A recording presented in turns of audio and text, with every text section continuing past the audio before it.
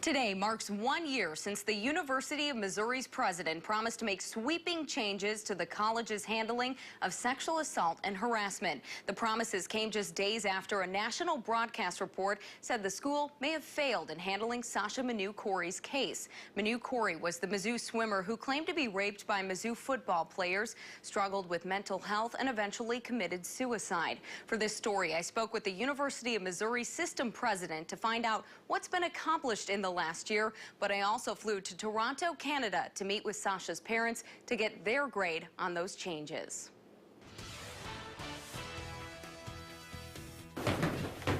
So Sasha's bedroom is right here.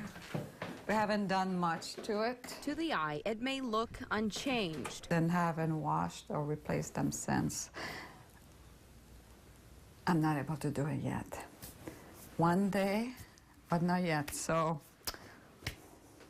this is a sheet that she slept in. But nothing will ever feel the same for Mike Manu and Lynn Corey. Your previous life as it was is really gone, and you just get used to a new life. Say, you know, it's hard to lose someone, but when you lose a child, it is unbearable. There's a lot of suffering to the point that it froze me. To thaw out that deep freeze, they tell me they've dedicated their lives to telling their daughter's story, advocating for understanding and a safer environment for sexual assault victims and those struggling with mental health.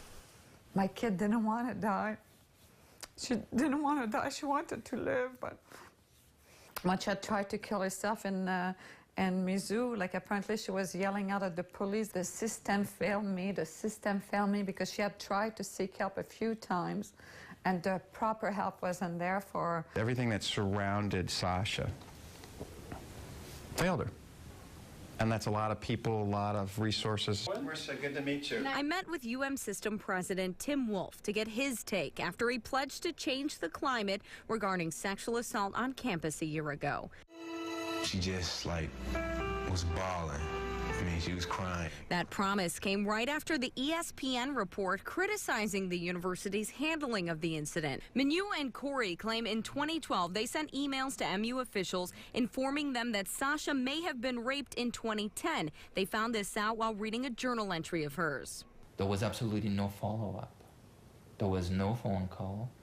No, not anything. It wasn't until an ESPN story was going to come out that we suddenly received a letter from the Office of Student Affairs asking us if we had any information to provide them regarding Sasha's rape. We didn't really think that it was a genuine request for us to try to open an investigation. So Manu and Corey did not respond.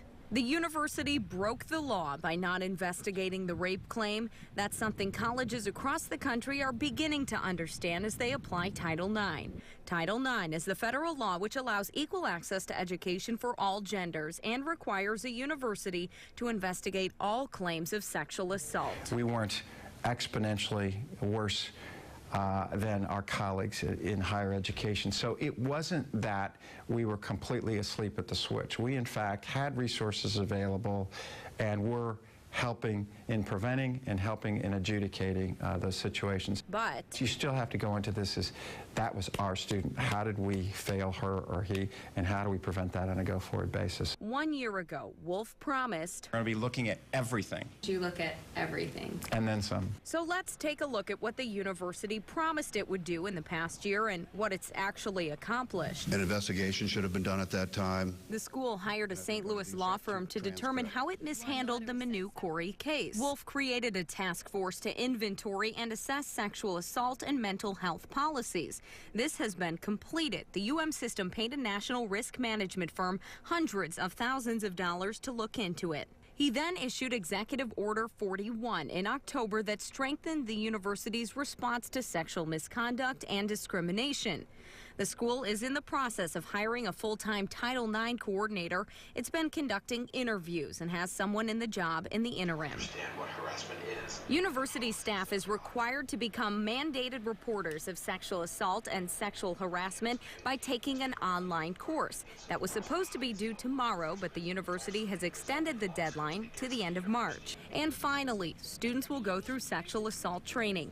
This hasn't happened yet, but the university tells me it will. If you take a look at where we are now and compare to where we were in January, it's night and day different. It doesn't matter how many initiatives you take, if you don't find out if they're actually working in a reliable way, then you're not really sure what you're doing. I asked Wolf about how the university plans to measure the effectiveness of these changes. He mentioned the federally mandated Clery reports, which report on campus crimes, and collecting and reviewing Title IX data. Wolf did not specifically mention a campus-wide survey during our interview, but 4 days after we spoke, Mizzou's chancellor sent an email to the campus detailing a safety survey the school will be participating in that's being conducted by the American Association of Universities. Results will be out in the fall of 2015. And I will be backing up my words with actions and resources and dollars like I've shown. He also says this information will be made publicly available. If you could go back, what would you change? If I could go back, Sasha would still be here. I cannot change what happened. I cannot go back in the past, even if I wish I could go back in the past. And I have to try to do my best to improve things, to transform the system so then there's support for those that are suffering in silence. Menu and Corey's end goal is to hold Mizzou officials accountable for their promise to make campus a safer place. And we're hoping to hear good feedback from them, and we're willing as well to offer our help to them if there's anything that we can do to help the process, we're more than willing. Right now, Sasha's parents say they have no plans of filing a lawsuit. If she would be here sitting next to us, I really believe this is what she would like us to do, to work with them, to improve the procedure, to improve the way they deal with victims, to make it better, and to make it like a safer, kinder world. I really believe this. Sasha's family has taken their own initiative in making changes. They created the Sash Bear Foundation, named for Sasha's bear hugs. They speak to families and students about suicide prevention and work with victims of sexual assault and people with mental health issues. They've also started an annual walk that raises awareness of borderline personality disorder that Sasha suffered from. It's all in an effort to keep the momentum going and remove stigma. And President Wolf claims he's doing the same. My leadership's with me. I have not had to fight them for 1 second about whether or not this should be a priority or not, and I have not had to have any discussions with them about, well, this is your priority, it's not mine, and we can't afford that. That has never occurred. And both sides say they're not done yet. So we've made significant progress, but again, it's a never-ending journey. The university seems to be pretty clear also that it's a never-ending goal as well, and we definitely agree on that. It's something that you always keep adjusting, and you can never forget. You can never say that you're done. Alone, we cannot have the change happen. We can just start the ripple that will be transformed as a big wave.